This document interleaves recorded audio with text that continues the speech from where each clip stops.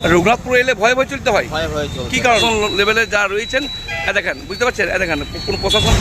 আপনারা রঘুনাথপুর শহর এলেই বুঝতে পারবেন যে রঘুনাথপুর শহর চলে এসেছেন, কারণ আপনি যখনই দেখতে পাবেন রঘুনাথপুর শহরে এসেছেন, 4 চাকা হোক বা 2 চাকা হোক, যখনই গাড়ি আপনার ডান দিক বাঁ দিক হেলতে দুলতে যাবে, নাচতে নাচতে যাবে গাড়ি, তখন জানবেন যে আপনি রঘুনাথপুর শহর ঢুকে গেছে। অবশ্যই আপনারা ভাবছেন এমনটা কথা কেন বলছি যে গাড়ি আবার নাচতে নাচতে যাবে কেন, কারণ হচ্ছে আপনি রঘুনাথপুর বদলাপুর পার করলেই আর এদিকে আপনার বাস স্ট্যান্ড পর্যন্ত এই যে এইটুকু মেন টাউন, সেই টাউনে রয়েছে বড় বড় গর্ত, যেখানে মাছ চাষ করলে মাছ চাষ করা যেতে পারে, বা নেতারাও চাষ করছে না, হয়তো সেরকম বুঝতে পারছে না, কিন্তু মাছ চাষ করা যাবে এমনটা বলতে বাধ্য, কারণ একবার নয় একাধিকবার আমরা এই নিয়ে খবর করেছি যাতে কোনো প্রাণহানি না হয়, যাতে কোনো অসুবিধা না হয়, কিন্তু এখনও দেখলাম কোনো কাজ হয়নি। হয়তো কোনো নেতা বা প্রশাসন লেভেলে কোনো বাইপাস রাস্তা করা হয়েছে, সেই বাইপাস দিয়ে রাস্তায় যদি যান, এই রাস্তা হয়তো ওনারা যান না, যদি যেও থাকে তো মনে হয় হাই লেভেল গাড়িতে যায়, যেখানে গর্তের কোনো নমুনা কিছু বুঝতেই পারে না, সমস্যায় পড়তে হয় আম পাবলিক। তো অবশ্যই আপনারা দেখতে থাকুন যে বিষয়টা নিয়ে আমি কথা বলছি আজকে, আপনারা কি বলবেন এই বিষয়ে।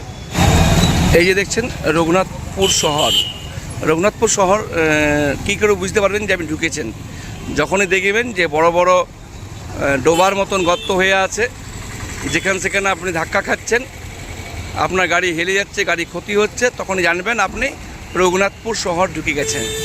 হ্যাঁ, এমনটা কথা বলার কারণ হচ্ছে যেটা রঘুনাথপুরের প্রাণ কেন্দ্র ক্ষুদিরাম চক, এই যে ক্ষুদিরাম চক, এই যে ক্ষুদিরাম চক, পাশে রয়েছে আমাদের রঘুনাথপুর মিউনিসিপ্যালিটি, তার কিছুটা পাশে রয়েছে রঘুনাথপুর থানা। সেই মিডিল চকে যেখানে ট্রাফিক কন্ট্রোল রুম আছে, ট্রাফিক কন্ট্রোল রুম দেখতেই পাচ্ছেন, সেই ট্রাফিক কন্ট্রোল রুমের কাছে একদম মেন রোডের কাছে রয়েছে বড় সড়ো গর্ত, মানে অল্প স্বল্প নয়, বড় সড়ো, মানে মানে যদি জল পড়ে থাকে তো আপনি বুঝতে পারবেন না যে কতটা গর্ত আছে, যে কোনো সময় আপনি গাড়ির চাকার তলে পড়তেই পারেন। সেটা দায় কে নেবে, প্রশ্ন এটাই, দায় কে নেবে। আর বিশেষ করে প্রশাসন লেভেলের যারা রয়েছেন এবং বিভিন্ন দলে যারা নেতা রয়েছেন, নেতা প্রশাসন লেভেলের যারা রয়েছেন, দেখেন, বুঝতে পারছেন, দেখেন কোন প্রশাসন লেভেলেরই গাড়ি যাচ্ছে মনে হচ্ছে, উনি কিন্তু গর্ততে পড়ে গেলেন, বড় গাড়ি, হাই পাপের গাড়ি, কিছু হয়নি, বুঝতে পারেনি। ওনাদের জন্য মনে হয় রাস্তা মনে হয় কোনো বাইপাস মনে করে, দেখুন প্রশাসনের গাড়ি, বুঝতে পারছেন তো, সবাই যাচ্ছেন, না যাওয়া নয়, আমি ভাবলাম যাইনি মনে হয়, আমি ভাবলাম ওনাদের বাইপাস করা আছে, বাইপাস নয়, এই রোড দিয়েই করা আছে, এই রোডটা বারবার পার হচ্ছে, কিন্তু তাও চোখে আর পড়ছে না এই গর্ত। এটা অল্প স্বল্প গর্ত না, বড় সড়ো গর্ত, বুঝতে পারছেন তো, এই দেখুন, এই দেখুন বড় গর্ত। শুধু এটা আমি এখানে দেখালাম, একটু আগে যদি যান, ওই যে দেখতে পাচ্ছেন লোহার ব্রেকেট দিয়ে আছে, যে পোস্টার মারা হয়, সেইখানে কিন্তু বড় বড় গর্ত রয়েছে। আর এই সাইডটা রয়েছে এলআইসি মোড়, এলআইসি মোড়ের কাছে কিন্তু সেই একই ধরনের অবস্থা, মানে নতুন কেউ এলে জানবে না, জলের ঢাকা থাকবে, যে কোনো সময় পড়বে, হাত পা ভাঙাবে, আর গাড়ির তলে পড়লে তো বলার কিছু নেই, সেটা তো অন্য গল্প হয়ে যাবে। তো যাক, প্রশাসনের দৃষ্টি আকর্ষণ করে করে আমরাও ওনার চোখে গেলাম, আবার দৃষ্টি আকর্ষণ করছি যাতে মানুষের ক্ষতি যাতে না হয়, কমসে কম কিছু দেওয়া হোক, সেই বিষয়টা হয়। এবং এক প্রান্ত হলে দু প্রান্ত, দুদিকটাই যে বলা গরু, এটা তো আমি বারবার বলেছি, কেউ তো শুনেনি, শুনেও না শোনা মনে হয়, কানে কম শুনে হয়তো, এই তো রয়েছে তাদের, মানে তারা কথা বলতে পারে না, কিন্তু তাদেরকে প্রাণ দিতে হয় বা পাহাড় ভাঙতে হয়, অ্যাক্সিডেন্ট করতে হয়, সব রকমভাবে তাদেরকে অসুবিধায় পড়তে হয়, কারণ রাত্রি 10টা 11টা অবধি কিন্তু তারা রাস্তা অবরোধ করে থাকে, তাদেরও দোষ নয়, রাস্তা অবরোধ তারা করেনি, ঘরের মালিকরা কিনেছে, সারাদিন বাইরে পড়ে থাকবে, তারপর দিনের বেলায় রাত্রেবেলায় ঘর নিয়ে যাবে, ঠিক আছে। আর এখানে তো ডাস্টবিনের একটা স্তূপ রয়েছে, যেটা দেখাচ্ছিলাম, দেখুন এই যে গর্ত, এই গর্ত ক্যামেরার মাধ্যমে কতটা দেখাবো আপনাকে বুঝতে পারছি না, বুঝতে পারছেন কত বড় গর্ত। এগুলো বড় চাকার ক্ষেত্রে হয়তো কিছু অসুবিধা হবে না, মোটরসাইকেলের ক্ষেত্রে কিন্তু যে কোনো সময় ঘটনা ঘটতে পারে, মানে পাশাপাশি যদি বড় চাকা গাড়ি যায় আর তার সঙ্গে যদি মোটরসাইকেল যায়, বা বাই চান্স যদি স্লিপ হয়ে পড়ে যায়, তো কি কাণ্ড হবে বুঝতে পারছেন তো। এই যে বুঝতে পারছেন, এইটা নিয়ে আমি কতবার, একবার একাধিকবার আমি খবর করেছি, কিন্তু কাজ হয়নি।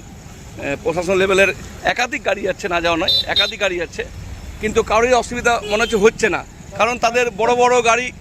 আর সিভিকদের কাজ তো আর গরু সরানো নয়, সিভিকদের কাজ ট্রাফিক কন্ট্রোল করা, কিন্তু তাও তারা মাঝে মধ্যে করে দেয়, না করানো করে দেয়, কিন্তু কত করবে, ট্রাফিক সামলাবে না গরু সামলাবে? তো এই ধরনের চিত্র কিন্তু দেখা যাচ্ছে। তারা দেখছে যে বারবার গরুগুলো আহত হচ্ছে। কয়েকদিন আগে 2-3টা গরু পা ভেঙেছে। সেখানে রঘুনাথপুর শহরের যে গোকুলধাম সংস্থা রয়েছে, গোকুলধামের সংস্থার ছেলেরা সুন্দরভাবে কাজ করে যাচ্ছে। কিন্তু তাদের কি কাজ এটাই যে কেউ বা কারা গরু ধাক্কা মেরে যাবে, মালিকের কোনো পাত্তা নেই, আর তারা এই ঠিকানায় থাকবে? এটা এমনটা তো হতে পারে না। অতএব যারা গরুর মালিক তারা নিজের গরু ব্যবস্থা করুন নিয়ে যাবার, এবং যাতে এই ধরনের ঘটনা না ঘটে প্রশাসনের পক্ষে বলবো যে এই ধরনের একটা বড়সড় পদক্ষেপ নেওয়া হোক যাতে সমাধানটা হয়।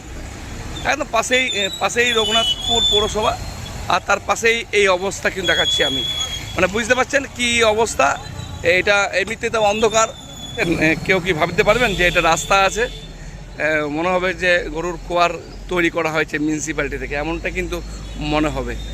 বেচারীদের কি দোষ নেই, কি করবে? তাদের মালিক ছেড়ে দিয়েছে, তারা যেখানে পেয়েছে সেখানে আশ্রয় নিয়েছে, কিছু করার তো নেই। কিন্তু গাড়ি ধাক্কা অনেকেই আহত হয়ে যান, তখন গোকুলধাম মনে হয় ঠিকা নিয়েছে, তারাই উদ্ধার করবে, তারাই চিকিৎসা করবে। যোগ এগুলো অবশ্যই নজর দিন। বলছি আপনারা রঘুনাথপুর তো মাঝে মধ্যে আসেন, রাস্তাঘাটে নিয়ে কী বলবেন, কেমন রাস্তাঘাট পরিষেবা কেমন? রাস্তাঘাটে দেখুন, আমি প্রতিদিন সন্ধ্যাবেলায় বাচ্চাকে টিউশন নিয়ে আসি, এলে একটু ভয়ে চলতে হচ্ছে, জীবন হাতে নিয়ে। কখন যে কোথায় পড়বো। আজ 7 দিন আগে অ্যাক্সিডেন্টও হয়েছে, আমার একটা পায়ে লেগেওছে। রঘুনাথপুর এলে ভয়ে চলতে হয়? ভয়ে চলতে। কী কারণে? কারণ জল জমে আছে, সেই জলের যে গর্ত কত বড় সেটা আপনি আন্দাজ করতে পারবেন না। 7 দিন আগে আমার থানাগোড়া এখানে অ্যাক্সিডেন্ট একটা হয়েছে, পড়েছিলাম এই গর্ততেই। বুঝতে পারিনি। এখন তো একটা অ্যাক্সিডেন্ট হলো। এখন একটা অ্যাক্সিডেন্ট ঘটলো। এটা তো রেগুলার ঘটছে, কিন্তু সারানোর দিকে কারো কোনো নজর নেই। হয় না, তারা পারা হয়, তাদের দামি গাড়ি, তারা তো বুঝতে পারেননি। আর আমরা ছোট মোটরসাইকেল নিয়ে আসি, প্রবলেমটা আমাদের বেশি হয়। তারপর রাস্তাতে এই যে অবলা গরুকে ছেড়ে দিয়েছে, অনেক সময় অ্যাক্সিডেন্ট হয়, অনেক সময় গাড়িরও অ্যাক্সিডেন্ট হয়। আমি শুনলাম পরশুদিন একটা অ্যাক্সিডেন্ট হয়েছে। কি বলবেন, কি চাইছেন? এটা দেখুন, মিউনিসিপ্যালিটি এবং প্রশাসন সবাইকে দায়িত্ব নিয়ে এগুলো সরাতে হবে, নাহলে কিন্তু দুর্ঘটনা। রাস্তাগুলো ঠিক করতে হবে। আর সিভিকরা সবসময়, আমি এখন ছিলাম এখানে, দেখলাম সিভিকরা লাঠি নিয়ে দাঁড়াচ্ছে, সিভিকরা সবসময় লেগে আছে। কিন্তু প্রশাসন থেকে যদি কোনো সেরকম উদ্যোগ না নেওয়া হয়, যাতে একটা পার্মানেন্ট সলিউশন করা হয়। এই যে রাস্তার অবস্থা আছে বা এই গরু দাঁড়িয়ে থাকছে, যে কোনো সময় তো বড় দুর্ঘটনা ঘটতেই পারে। আর দুর্ঘটনাটা তো আপনার জীবন নিয়ে হতে পারে। আপনার নাম? আমার নাম ওসিউদ্দিন আনসারি।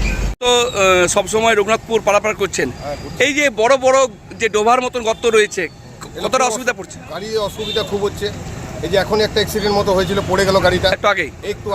2জন ছিল, ভদ্রমহিলা ছিলেন, এই ছিল। গাড়িটা খুব, মানে গাড়াগুলো যাতে তাড়াতাড়ি নির্মাণ করা হয় তার ব্যবস্থা করুন। আর রাস্তায় এই যে রাস্তার গরুগুলো তো আছেই অনেক দিন ধরেই, গরুগুলো তোলার তো কোনো ব্যবস্থা হচ্ছে না। গরুগুলো কিছু ডিস্টার্ব হয়, অনেক সময় অ্যাক্সিডেন্ট হয়ে যায়। পাবলিকও একটু ভয় খায় সাইকেলে যেতে। এই পথে কি নেতারা বা কোনো প্রশাসনের লোক কি পারাপার করে না? ওই তারা তো কিছু বলছে না। তো এই বর্তমান যুগে কেউ কিছু বলছে, সবাই নিজের কাজে ব্যস্ত। আপনার নাম? আপনার মীনাকান্তি মুখার্জি। ধন্যবাদ।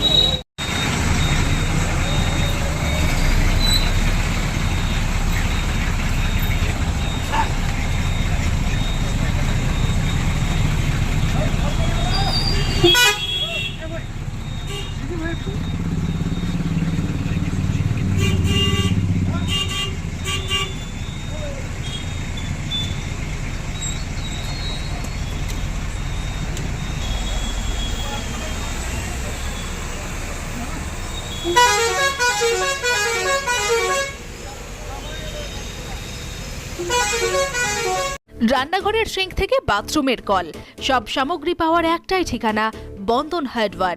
এখানে পাবেন পাম্প, কল, বাথরুমের সমস্ত fittings, pipe fitting, commode, basin, রান্নাঘরের সিঙ্ক, গিজার, SWR পাইপ এবং ফিটিংস, বোরিং গাড়ি পাওয়া যাবে। অন্যান্য যে কোনো বাজারের থেকে পাবেন 10% ছাড়। Bandhan hardware, Raghunathpur Barakar road, near sub registry office. Mobile number 9932373012। আমাদের বোরিং হচ্ছে, তো বোরিংয়ের পরে যে চ্যাপ্টার যে জিনিসগুলো লাগে, তো সবাই আমাকে একটাই কথা বলছে, ভাই আমাকে এইটা লাগিয়ে দাও, এই পাম্পটা লাগিয়ে দাও, এই জিনিসটা লাগিয়ে দাও। তো আমি অনেক দোকানে হয়তো বলে দিই, সেখানে আমি সেরকম সার্ভিস পাচ্ছিলাম না। তো পাবলিকের মনে হয়তো একটু মনের মধ্যে খুঁটিয়ে ছিল যে কেমন একটা হচ্ছিল। তো আমার নিজের একটা মনের মধ্যে একটা আশা ছিল যে না আমি একদিন দোকান করে তাতে কী আছে মানে পাবলিককে আমি যেমন করতে পারি, স্যাটিসফাই করতে পারি। বোরিং করলাম, বোরিংয়ের গ্যারেন্টি দিচ্ছি যেমন, তেমনি জিনিসেরও গ্যারেন্টি। আমি এখন যে কোম্পানিগুলো ডিলারশিপ নিয়েছি তাতে প্রায় সবগুলোই মোটামুটি 10 বছর, 7 থেকে 10 বছর গ্যারেন্টি। গ্যারেন্টি ওয়ারেন্টি না, গ্যারেন্টি। এমনকি বাজার থেকে 10 থেকে 15% কম রেট।